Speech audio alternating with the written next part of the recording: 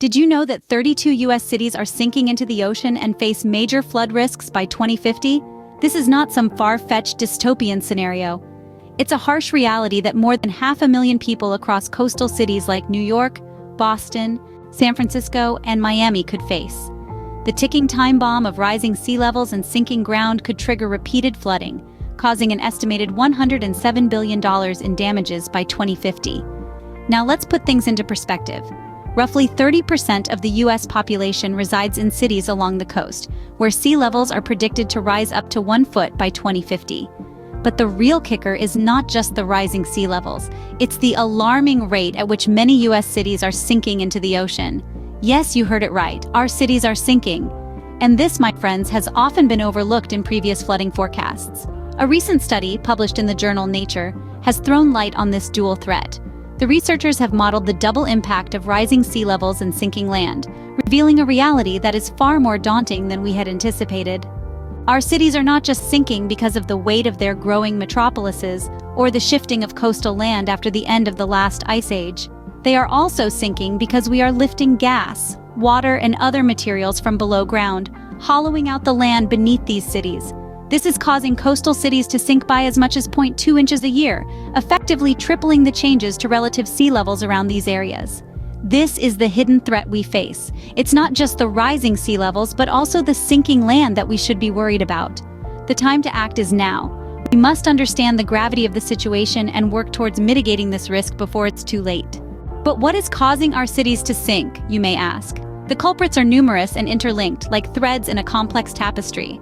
Let's unravel them one by one. Climate change plays a pivotal role, acting like an invisible hand that stirs the pot. It's been melting glaciers and heating ocean waters since the 20th century. Warmer water expands, taking up more space, which in turn causes sea levels to rise. This has been happening at an alarming rate of about 0.13 of an inch per year in the past 3 decades. This alone paints a worrying picture, but there's another, less visible factor at play: subsidence. It's a fancy term for the sinking of land, and it's happening right beneath our feet. Our cities are growing taller and denser. The weight of these concrete jungles is pressing down on the earth, causing the land to sink. Imagine putting a heavy book on a sponge and you'll get the idea. But wait, there's more.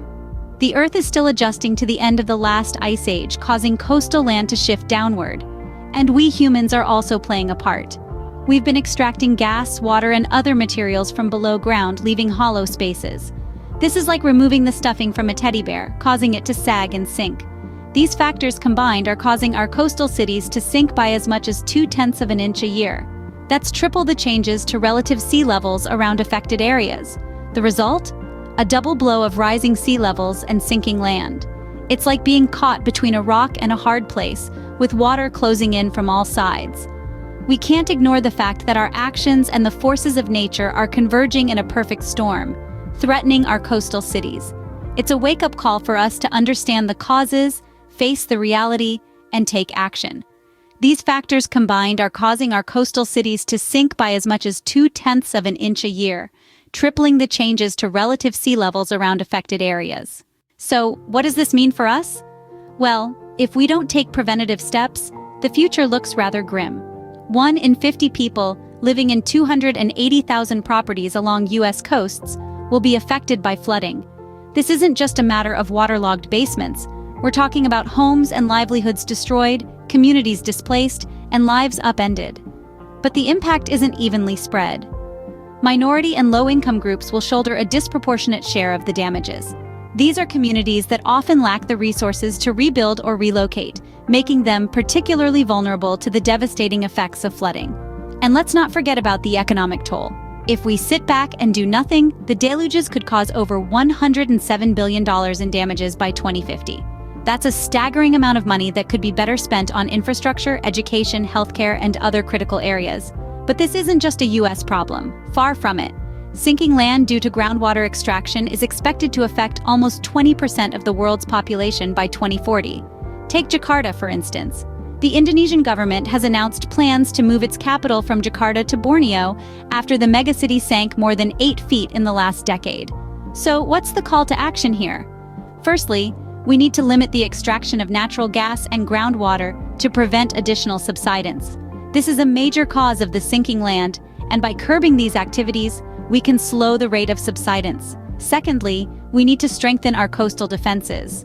This means investing in infrastructure that can withstand the rising sea levels and increased flooding. It's a costly undertaking, but the alternative, doing nothing, is far more expensive, both in terms of dollars and human lives. To prevent further damage, we need to limit the extraction of natural gas and groundwater, and strengthen our coastal defenses.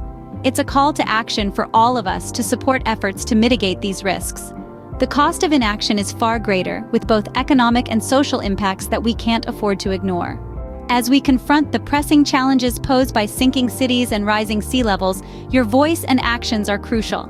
We invite you to join the conversation by sharing your insights, concerns, and ideas for addressing this critical issue. Together, we can foster a dialogue that leads to innovative solutions and meaningful change. Leave a comment below to share your thoughts on the future of coastal cities and the impact of climate change. What steps do you believe should be taken to mitigate the risks we face? Your perspective is invaluable in shaping the collective response to this urgent challenge. Smash that like button and don't forget to subscribe to stay updated on future discussions and initiatives aimed at securing a sustainable future for our planet.